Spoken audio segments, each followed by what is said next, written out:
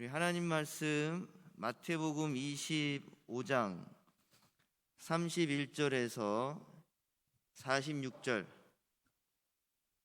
말씀을 보겠습니다.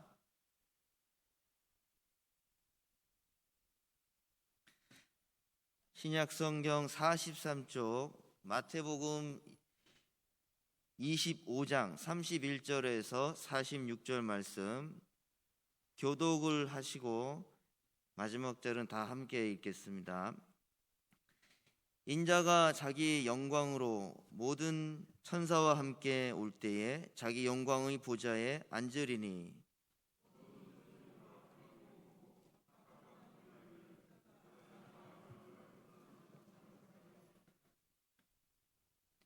양은 그 오른편에 염소는 왼편에 두리라.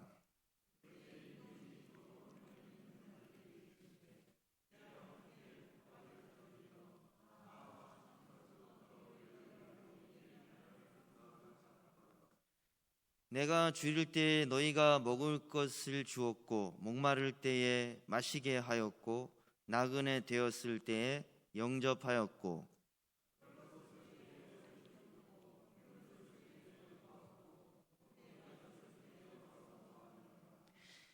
이에 의인들이 대답하여 이르되 주여 우리가 어느 때에 주께서 줄이신 것을 보고 음식을 대접하였으며 목마르신 것을 보고 마시게 하였나이까.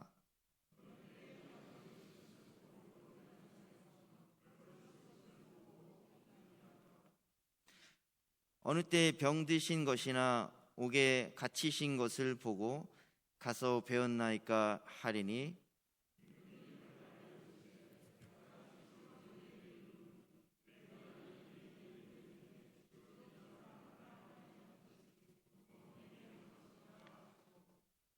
또 왼편에 있는 자들에게 이르시되 저주를 받은 자들아 나를 떠나 마귀와 그 사자들을 위하여 예비된 영원한 불에 들어가라.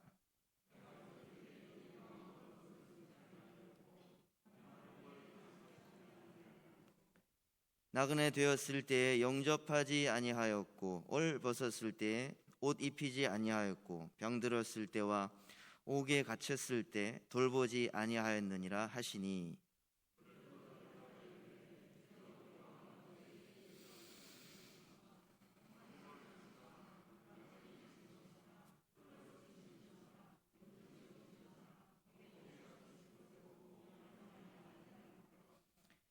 이에 임금이 대답하여 이르시되 내가 진실로 너희에게 이르노니 이 지극히 작은 자 하나에게 하지 아니한 것이 곧 내게 하지 아니한 것이니라 하시니 그들은 영벌에 의인들은 영생에 들어가리라 하시니라. 아멘. 네, 예수님의 이 가르침, 예수님의 교훈의 백미라고 하면 그것은 종말에 대한 가르침입니다. 물론 산상수훈에서 심령이 가난한 자는 복이 있나니 이런 가르침도 있고 또 여러 가지 이웃사랑에 대한 가르침도 있지만 예수님이 가장 절정에 이르러서 가르친 내용은 종말에 대한 가르침입니다. 그래서 이 마태복음, 마가복음, 누가복음, 요한복음에 보시면 이 종말이 어떻게 찾아올 것인지에 대한 내용들이 담겨져 있고 주로 예수님께서 마지막에 십자가에서 죽으시기 얼마 전에 이것들을 가르치셨습니다. 그래서 이제 마태복음 같은 경우는 24장에 종말에 이러이러한 일이 있을 것이다, 깨어 있으라 이런 이야기 하시고 또 마가복음 같은 경우에서도 13장에 깨어 있으라 이런 메시지를 좀 마가복음에서는 많이 하십니다. 비슷한 이야기지만 종말이 되면 이런 일들이 있을 것인데 항상 깨어 있어라 이렇게 말씀하시죠. 또 누가복음 21장에서도 보시면 마지막 때가 되면 이런 일들이 일어날 것이니까 조심하고 그러면서 방탕함과 술 취함과 마음의 염려로 마음이 둔해지지 않게 해라. 이것도 깨어 있으라는 말이죠. 그런 이야기를 21장에서도 하십니다. 반면에 요한복음에서는 그런 어떤 종말엔 이런 일이 있을 것이다, 이런 구체적인 이야기는 안 하시지만 특별히 요한복음 17장에 보면 예수님이 제자들과 그리고 우리처럼 예수님을 믿을 사람들을 위해서 기도해 주시죠. 기도하시면서 저들이 악으로부터 보호받을 수 있도록, 이 세상이 점점 악해질 것인데 종말을 향해 가는 세상 안에서 이들이 악으로부터 보호받을 수 있도록 기도하시는 내용이 있습니다. 그래서 예수님은 이런 종말에 대한 중요한 가르침들을 하셨는데, 특별히 이 마태복음에서는 조금 더 하나 더 상세하게 종말에 대한 삶의 모습을 보여주십니다. 25장에 보시면 종말이 오고 있는 이 세상 속에서 우리는 어떻게 살아야 할 것인지, 어떤 자세로 살아야 할 것인지에 대해서 좀 더 자세히 25장에서 세 가지의 이야기를 통해서 가르쳐 주십니다. 그게 또 그럴 수밖에 없는 것은 이 마태복음을 썼던 마태라는 사람은 정통 유대인입니다. 유대인들은 특별히 유대인들을 유대인답게 만드는, 이스라엘 사람들을 이스라엘 사람들에게 만드는 가장 중요한 집단이 하나 있다면 그것은 율법을 가르치는 선생님들이죠. 그래서 서기관이라고 하는데, 이 서기관들은 대체로 하나님의 말씀을 보존하기 위해서 필사해서 베껴 써서 두루마리에 보관하는 그런 일을 주대넘으로 삼았습니다. 하지만 하나님의 말씀을 평생 필사하고 하다 보니까 자연스럽게 이 서기관들은 말씀을 연구하고 가르치는 사람으로 성장하게 된 것이죠. 그래서 유대인들에게는 이 사람들이 없으면 하나님을 믿는 유대인들의 삶을 가르쳐 줄 사람이 없었던 것입니다. 그러다 보니까 이 마태라는 사람이 마태복음을 쓸 때는 유독 마태복음 안에서는 서기관과 바리새인들, 율법사들이라는 표현이 굉장히 많이 나옵니다. 근데 그 서기관과 율법사들은 되려 예수님과 비교했을 때 잘 가르치지 못하는 사람으로 드러나도록 마태가 이 마태복음을 썼습니다. 다시 말해서 마태복음에서는 이 마태가 예수님의 모습을 드러낼 때 정말 잘 가르치시는 선생의 모습으로서 예수님을 부각시켰습니다. 그러다 보니까 마태복음에는 교육적으로 배울 만한 내용들이, 장치들이 많이 들어 있습니다. 산상수훈이라든지 마태복음 10장에 제자도에 대한 이야기라든지 13장에 천국을 한 7가지의 비유로 가르치는 내용이라든지 18장에 용서에 대한 이야기를 가르친 내용이라든지, 또 그 다음에 오늘 24장, 25장에 종말에 대한 이야기, 이게 한 5덩어리의 가르침의 덩어리들을 아주 잘 정리해서 이게 마태복음에서는 우리에게 가르쳐 줍니다. 그런데 오늘 이 25장에서는 종말이 오고 있는 시대 속에서 많은 사람들이 혼란스러워하고 점점 어지러워하는 이 세상의 모습 속에서 어떻게 살아야 합니까? 라고 했을 때 세 가지 이야기를 말해 주시죠. 첫 번째가 25장에서 1절에서 11절에 열처녀의 비유에서, 이것은 메시지가 단순합니다. 신랑이 언제 올지 모르니까 항상 깨어 있어라, 준비하고 깨어 있어라, 동일한 이야기죠.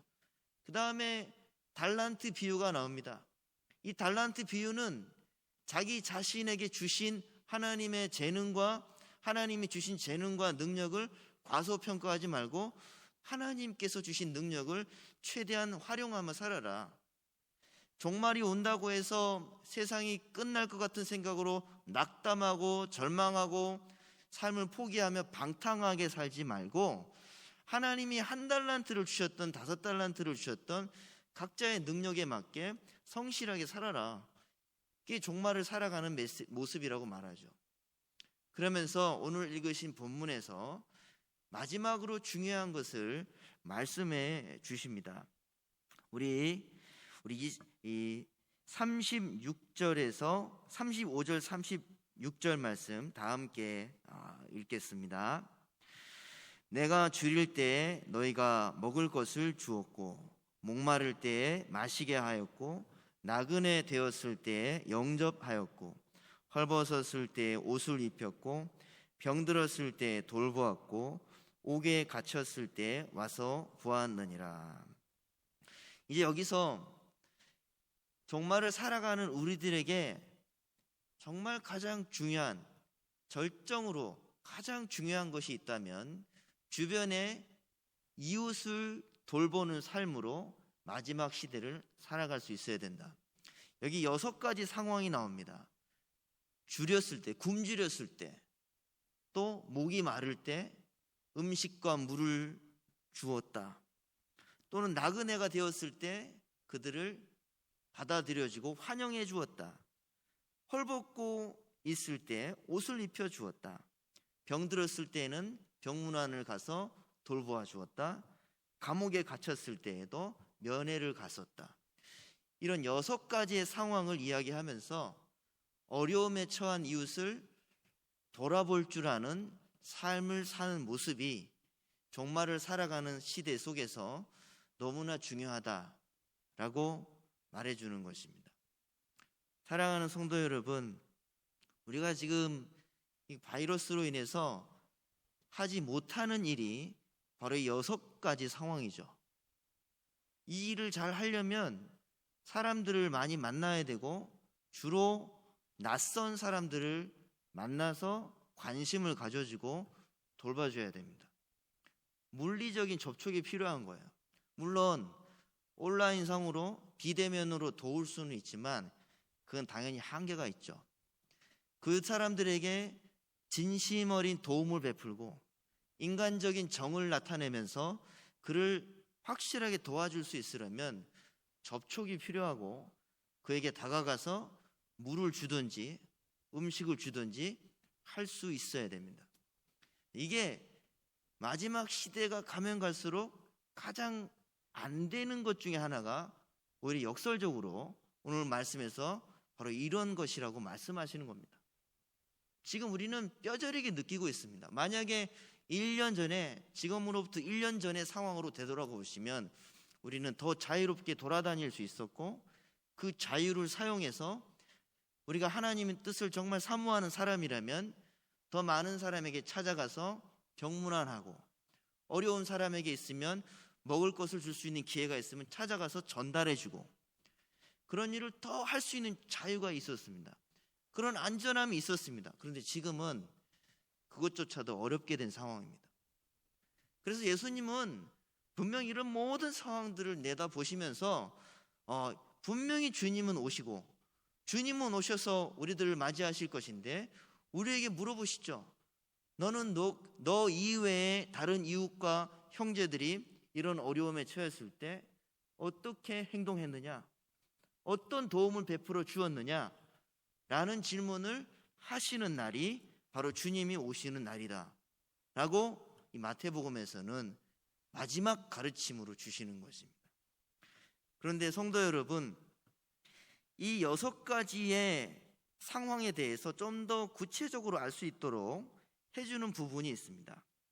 예수님께서 오늘 본문에 보시면 한쪽은 오른편에 두시고, 그러니까 하나님 나라에 들어갈 사람들을 오른편에 두시고 영원한 지옥으로 떨어질 사람들을 왼편에 두신다 라고 하면서 아주 유익한, 그 당시에 잘 알아듣기 쉬운 비유를 사용하시죠.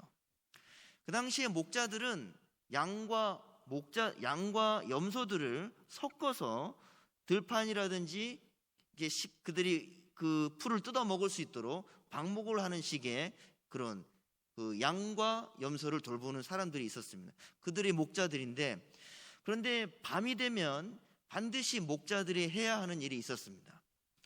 양도 그렇고 염소도 그렇고 방목을 해 놓았기 때문에 막 뒹굴고 더러워지기 때문에 심한 경우에는 얘가 양인지 염소인지 구분이 안 되는 경우도 더러 있었습니다. 그렇지만 목자는 어김없이 밤이 되면은 양과 염소를 가려서 각자 다른 곳에서 잠을 잘 수 있도록 했습니다. 왜냐하면 양의 기질이 달랐고 염소의 기질이 달랐습니다. 그러니까 서로 잠을 잘 수 있는 공간이나 환경이 너무 달랐기 때문에 반드시 구분해서 잠을 잘 수 있도록 해 주어야 했습니다. 그것이 목자가 밤이 되면 반드시 해야 하는 일이었죠. 그런 일상적인 목자의 모습을 예수님이 사용하시면서 마지막 때가 되면 예수님께서 오셔서 그 일을 하실 것이다. 어떤 사람은 오른편에 아무리 더럽고 이 세상에서 힘들게 살아서 구분이 안 되는 것처럼 보여도 목자의 예리한 눈으로 얘는 양이야, 얘는 염소야 딱 구분해서 장소를 분리했듯이 하나님께서도 하나님의 백성에 합당한 사람을 가려내서 얘는 오른편에, 이쪽은 오른편에, 이 사람은 왼편에 두는 날이 올 것이다. 한편으로 굉장히 두려운 말씀이죠. 그런데 이 말씀 속에 하나님의 백성이라면 무엇을 중요하게 여기며 살아가야 될지에 대해서 너무 적절하게 주시는 말씀이 있다는 것입니다. 그러면서 아까 말씀드린 6가지 상황, 나 말고 주변의 사람들이 처한 6가지 상황에 어떻게 우리가 반응하는 것이 맞는 것인지에 대해서 본문에서 참 잘 가르쳐 줍니다. 우리 37절부터 39절의 말씀을 같이 읽겠습니다. 시작. 이에 의인들이 대답하여 이르되 주여 우리가 어느 때에 주께서 줄이신 것을 보고 음식을 대접하였으며 목마르신 것을 보고 마시게 하였나이까? 어느 때에 나그네 되신 것을 보고 영접하였으며 헐벗으신 것을 보고 옷 입혔나이까? 어느 때에 병 드신 것이나 옥에 갇히신 것을 보고 가서 배웠나이까 하리니. 여기 보시면 이 사람들이 대답을 합니다. 제가 언제 예수님이 병원에 계셨을 때 찾아뵈었습니까? 자기들이 예수님을 영접한 적이 없거든요. 그런데 예수님께서는 너희가 가난하고 힘든 사람을 돌봤으면 그것은 곧 나에게 한 것이다, 이렇게 말씀하시는데, 그러면서 이 사람들이 3가지로 나누어서 대답합니다. 37번의 7절에 보시면 어느 때에 주님이 굶주리고 목마를 때 음식을 주고 물을 주었습니까? 이것은 물리적인 필요가 있을 때 너희가 누군가에게 도움을 주었느냐, 이걸 물어보시는 것이죠. 우리가 해야 할, 반드시 기초적으로 해야 할 것이 있습니다. 아무리 우리가 선진국이 됐고 먹고 사는 문제가 해결된 것처럼 보이지만 반드시 우리 주변의 사람에는 관심을 가져줘야 할 사람들 중에 물리적으로 기본적인 필요가 필요한 사람은 반드시 있습니다. 그 사람이 있을 때 지나치지 마시기를 주님의 이름으로 축원합니다. 우리가 바쁘게 살고 내 중심적으로 살다 보면 이런 음식을 제공해주는 중요한 돌봄을 그냥 별것 아닌 것처럼 놓치고 지나칠 때가 반드시 있습니다. 그래서 그런 측면에서 돌보아 주어라. 그 다음 38절에 보시면 이렇게 말합니다. 어느 때 주님이 나그네 되신 것을 보고 영접하였고 헐 벗으신 것을 보고 옷 입혔습니까? 이것은 이 사람들이 옷이 없거나 나그네가 되었다는 것은 뭔가 주변에 위협에 노출이 된 것이죠. 나그네는 항상 위험에 노출된 사람입니다. 우리 진량 지역에 수많은 외국인들은 사실 나그네죠. 또 그 밖에 수많은 타 지역을 가는 사람들이 나그네입니다. 그들의 가장 1차적인 문제는 외부적인 위험 요소가 있다는 것이죠. 더군다나 옷까지 입지 못했다면 외부적인 위험에 노출이 된 겁니다. 분명히 그런 사람들도 우리 주변에 지나쳐 갈 것이고 우리의 가까운 형제나 지인들 중에도 그렇게 어려움에 처한 사람들이 있을 때 결코 지나치지 말라는 것이죠. 우리는 그것이 별것 아닌 것처럼 생각하고 돌보아 주었지만 그것이 결국에는 예수님께 한 일이 된 것이다 라고 말해주는 것입니다. 그 다음에 3번째로 39절에 보면 내가 언제 예수님이 병드셨을 때 병문안을 갔습니까? 내가 언제 예수님이 옥에 갇히셨을 때 찾아뵙고 면회를 했습니까? 이것도 마찬가지입니다. 특별히 옛날이나 지금이나 가장 찾아가기 어려운 사람이 병자와 죄수였습니다. 왜냐하면 이들은 정말 위험한 사람들이었어요. 우리가 이제 와서 이 현대에 와서 이 전염병의 위험성을 이제 막 느끼고 있지만 예수님이 사시던 고대 사회에는 질병에 대한 이 위험성을 사실은 극도의 공포에 가까운 것입니다. 병이 있는 사람, 문둥병을 포함해서 아주 사소한 병에 이르기까지 그 당시에는 지금처럼 감기약이나 기본적인 약제도 없었기 때문에 조금만 병이 걸려도 전염성이 높았죠. 근데 그런 병자들을 찾아가 봤느냐? 그 사람들에게 찾아가서 형제가 되었던 이웃이 되었던 그런 연약한 사람들에게 가서 돌보아 준 적이 있느냐? 또 심지어 죄수는 어떻습니까? 지금의 죄수는 교도소에서 교화의 시간을 가지지만 고대 사회에서 죄수는 말 그대로 야수와 짐승과 같은 사람이죠.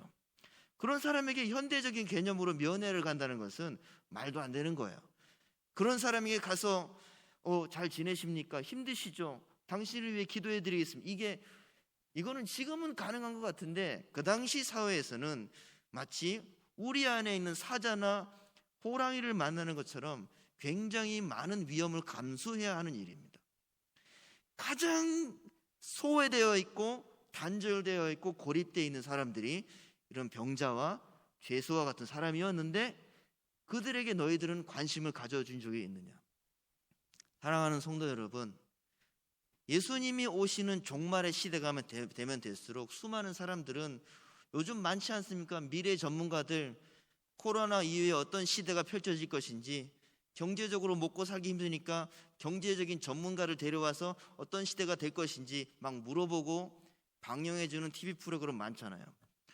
사람들의 관심은 다 그쪽으로 갑니다. 그런데 하나님의 백성들은 시대가 어두워지고 예수님이 오실 것 같은 어두움의 세상 속에서 하나님의 백성들은 누구도 관심을 가져주지 않는 바로 그 사람에게 마음을 열어주는 사람들이 하나님의 자녀가 돼야 될 줄로 믿습니다. 그게 하나님을 예수 그리스도가 정말 오신다는 것을 믿는다면 그분을 맞이하는 기본적인 마음 자세는 그렇게 나타나야 한다는 것입니다. 저도 이 말씀을 계속 생각하면서 내가 그러지 못했다는 내 자신의 모습을 또 생각이 많이 나더라고요. 그런데 여러분, 예수님께서 이들의 대답을 듣고 대답을 이렇게 하십니다. 우리 40절 말씀 같이 읽겠습니다. 임금이 대답하여 이르시되 내가 진실로 너희에게 이르노니 너희가 여기 내 형제 중에 지극히 작은 자 하나에게 한 것이 곧 내게 한 것이니라 하시고, 오늘 말씀에서 가장 중요한 표현은 너희의 형제들 중에 지극히 작은 자 하나에게 무언가를 해 주었다면, 마태복음 10장에는 이렇게 표현하죠. 냉수 한 그릇이라도 줬으면 나는 절대로 그 사람을 잊어버리지 않을 것이다. 근데 이 이야기가 절반만 읽은 것이죠. 나중에 왼편에 있는 사람들에게는 예수님이 이렇게 얘기하시죠. 너희들은 마귀와 마귀의 졸개 들인 사자들을 위해 예비된 영원한 불에 들어가라. 저희들은 왜 들어가야 됩니까? 너희들은 내가 굶주리고 헐벗고 홀로 있고 병들고 교도소에 있을 때 찾아와서 돌봐준 적이 한 번도 없었다 하면서, 그러면서 그들이 묻죠. 제가 언제 예수님을 만나서 안 돌봐드렸습니까? 제가 언제 예수님 병드신 것을 찾아가 보지 않았습니까? 그때 주님이 똑같이 말씀하십니다. 너희들 주변에 지극히 작은 자 하나에게 행동으로 선을 베풀지 않았다면 그것은 곧 나 예수에게 하지 않은 것이다. 사랑하는 성도 여러분, 여러분의 삶의 주변에 가장 하찮아 보이는 사람에게 오늘 이후로는 조금이라도 더 관심을 보이는 삶의 모습으로 변화되시기를 주님의 이름으로 축원합니다. 지금 갈수록 우리의 시각으로 보기에, 사회적인 수준으로 보기에 이렇게 인생이 하찮아지는 사람들이 점점 많아지고 있습니다. 때로는 내가 저렇게 되지 말아야 할 텐데 하는 그런 두려움도 느끼면서 주변의 사람들이 경제적으로 어려워지고 사회적인 경계선 밖으로 나가는 안타까운 모습을 우리는 지금 보고 있습니다. 지금 코로나가 우리를 그렇게 만들고 있습니다. 어떤 경제학자는 코로나 바이러스로 인해서 요새는 막 계층 간의 양극화도 막 쉽게 사용하는 말인데 그런 일이 더 심해질 것이다. 사람들이 점점 뭔가 나누어지는 느낌이 들죠. 뭐 여러 가지로 나누어지기도 하지만 그런 것을 봤을 때 어김없이 피해자는 세상적인 기준으로 볼 때 저 아래에 있는 사람들, 그들은 아무것도 할 수 없는 상황으로 계속 떨어져 갑니다. 그럴 때 하나님의 모든 관심, 하나님의 모든 마음은 그 마음이 찢어지고 갈라지면서 하나님의 모든 마음은 바로 그 지극히 작은 사람들을 향해 있습니다. 하나님의 눈동자가 그들을 향해 있습니다. 기독교인이라고 하는 수많은 사람들은 그들을 쳐다보지도 않는 모순된 행동을 보일 때 우리 하나님 아버지는 바로 그들을 향해서 온 사랑과 긍휼의 마음으로 그들에게 초점을 맞추고 계십니다. 그러면서 하나님은 누군가가 가서 그들을 돌봐주기를 기다리고 계시는 것이죠.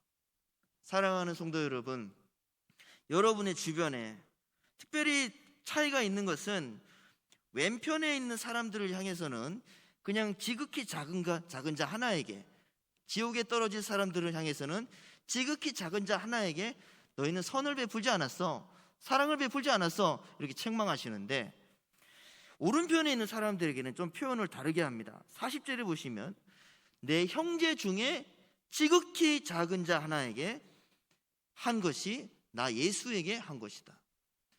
무슨 말인가요? 여러분의, 특별히 이 땅의 그리스도인들에게는 같이 교회 다니는 사람들은 다 형제입니다. 교회가 어떤 힘이 약해지고 교회가 정체성을 잃어버릴 때는 반드시 어떤 일이 생기냐면 사람을 차별하는 일이 교회 내에서 생길 때 교회가 정체성을 잃어버리죠. 이 문제를 가장 심각하게 지적한 사람이 예수님의 형제였던 야고보 사도입니다. 야고보서 2장 1절에 보시면 사람을 차별하여 대우하지 말라, 이 문제를 본격적으로 다룹니다. 근데 여기 마태복음에서도 동일하게 말하는 거예요. 일단 세상 밖에 있는 사람들도 도와야겠지만 가장 1차적인 사랑의 대상은 항상 여러분과 함께 형제가 된, 함께 그리스도인이 된 사람들을 향해서 가장 힘들어 보이고 어려워 보이는 사람들을 향해서 기도해주고 그들의 삶의 형편을 돌아봐주는 형제애로서 그 지극히 작은 자 한 사람에 대한 관심을 놓치지 말아라. 이게 예수님이 우리에게 마지막 시대에 아주 중요한 삶의 모습이라는 것을 말해주고 있는 것입니다. 사랑하는 성도 여러분, 우리는 왜 그런 사람들을 잘 못 돌봐줄까요? 우리가 세상을 살아가기 때문에 우리는 세상의 가치관과 세상이 정해주는 삶의 모습에 익숙해져 있습니다. 또 그렇게 살면서 우리는 하찮은 사람들의 삶에 대해서 되도록이면 생각을 하고 싶어 하지 않게 되죠. 그러다 보니까 그들과 마주쳤을 때 되도록이면 피하고 싶어 하는 경향들이 있습니다. 하지만 여러분, 하나님은 세상의 모든 것을 결국에는 다 뒤집어서 하나님의 나라를 이끌고 우리에게 오실 줄로 믿습니다. 그때 어떤 일이 일어나냐면 여러분이 하찮은 인물이라고 생각했던 사람들을 돌봤던 그 사람이 알고 봤더니 왕 같은 사람이었던 것입니다. 오늘 본문의 이야기는 딱 이 이야기입니다. 세상에서 가장 하찮고 별 볼 일 없어 보이는 그 사람이 그 사람을 돌봤는데 너는 임금을 돌본 것이다, 임금을 대접한 것이다, 임금을 섬긴 것이다. 창세기 18장에도 아브라함이 지나가는 사람들을 대접했는데 알고 봤더니 천사였고 하나님은 그 아브라함에게 복을 내리셨더라. 이런 모든 믿음의 조상들의 이야기 속에 지나가는 나그네, 아무도 관심을 갖지 않는 수많은 사람들을 돌봤을 때 하나님은 그들의 진정 왕을 대접했다라고 하심으로 상급을 주시는 것이죠. 사랑하는 성도 여러분, 우리가 그런 모습으로 살아야 되고 그런 모습 속에서 하나님의 영광을 나타내야 됩니다. 근데 그런 사람이 어디 있는가 하고 찾아봤더니 마태복음 8장에 그런 사람이 있더라고요. 우리 마태복음 8장 10절에서 12절 말씀 자막을 보시면서 읽어보겠습니다. 마태복음 8장 10절에서 12절입니다. 시작. 예수께서 들으시고 놀랍게 여겨 따르는 자들에게 이르시되 내가 진실로 너희에게 이르노니 이스라엘 중 아무에게서도 이만한 믿음을 보지 못하였노라. 또 너희에게 이르노니 동서로부터 많은 사람이 이르러 아브라함과 이삭과 야곱과 함께 천국에 앉으려니와 그 나라의 본 자손들은 바깥 어두운 데에 쫓겨나 거기서 울며 이를 갈게 되리라. 자막을 좀 놔두십시오. 이걸 보시면 마태복음 8장에 로마인 백부장이 자신의 종을 고치기 위해 예수님께 찾아갑니다. 그리고 그에게 찾아가서 예수님께 찾아가서 백부장이 하는 말이 제발 저의 종을 고쳐주십시오. 주님이 말씀하시죠. 그래 너의 집에 가서 고쳐주자. 백부장이 또 대답합니다. 아니요, 나도 군인 대장으로서 하듯이 그 졸개들에게 시키면 그대로 하듯이 주님 오시지 마시고 말씀으로만 하시면 우리 종이 나올 줄로 믿으니까 말씀만 하십시오. 이 말을 듣고 예수님이 이렇게 말씀합니다. 이스라엘 중에 이런 믿음을 가진 사람이 없다. 그러면서 그 믿음을 가진 사람이 없다라고 말하면서 11절에 종말에 대한 이야기를 합니다. 동서로부터 많은 사람이 아브라함, 이삭, 야곱과 함께 천국에 있을 것인데 그 나라에 본 자손들은 바깥 어두운 데에 쫓겨나리라. 백부장을 칭찬하면서 이 백부장이 예수님을 믿고 종을 치료해 달라고 그 긍휼의 마음으로 구했던 그것이 무엇과 관련이 있냐면 종말과 관련이 있다는 것입니다. 이 시대가 어두워지고 예수님의 재림이 가까워온다는 그 시대 속에서 가장 돋보이는 사람은 능력이 출중하고 어떤 다른 조건이 아니라 가장 하찮아 보이는 로마 백부장에 있어서 그 노예는 그냥 물건과 같은 존재죠. 그 고대 사회에서 하찮은 종을 진심으로 사랑하고 진심으로 긍휼히 여겼을 때 로마의 백부장의 마음속에 믿음이 생겼습니다. 그 긍휼과 믿음이 함께 연합함으로써 종을 향한 사랑을 표현했을 때 예수님은 최고의 칭찬을 그 사람에게 베푼 것입니다. 사랑하는 성도 여러분, 하나님의 뜻을 행할 때 이 긍휼과 믿음은 반드시 같이 갑니다. 긍휼이 있을 때 주님께 구하게 되고 주님 뜻대로 살고 싶고 이웃을 사랑하는 실천을 하게 되는 열매를 맺게 되는 것입니다. 근데 반대로 그 당시에 율법을 잘 가르친다고 했던 서기관들은 이상하게 그게 없었습니다. 그래서 마태복음 23장 23절에 보시면 예수님이 서기관들을 책망하시며 이렇게 말하죠. 너희가 박하와 회양과 근처에 11조는 드리되 율법에 더 중한 바 정의와 긍휼과 믿음은 버렸도다. 이 선생이라고 하는 사람들이 결국에는 긍휼과 믿음을 저버리고 종교생활만 열심히 하더라.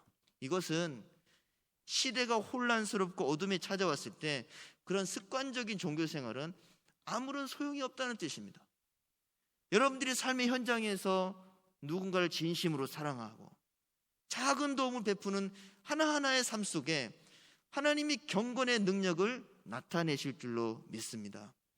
오늘도 그 능력을 통해서 일어서시는 여러분 되시기를 주님의 이름으로 축원합니다. 기도하겠습니다. 하나님 아버지, 오늘도 주님이 인도하시는 예배의 자리에서 주님을 닮아가며 변화하는 우리 모든 성도들이 되게 하여 주시옵소서. 이 시대를 바르게 분별하는 눈을 주시고 말씀을 통해서 하나님 뜻대로 순종하는 우리 성도들이 되게 하여 주시옵소서. 정말 주변에 연약하고 힘든 지체들이 분명히 많이 있습니다. 그들을 향한 우리의 손길이 더 적극적이고 더 풍성한 사랑을 담아서 다가갈 수 있게 하여 주시고, 주님 오시는 날을 기다리며 믿음으로 살아가게 하여 주시옵소서. 예수님의 이름으로 기도합니다. 아멘.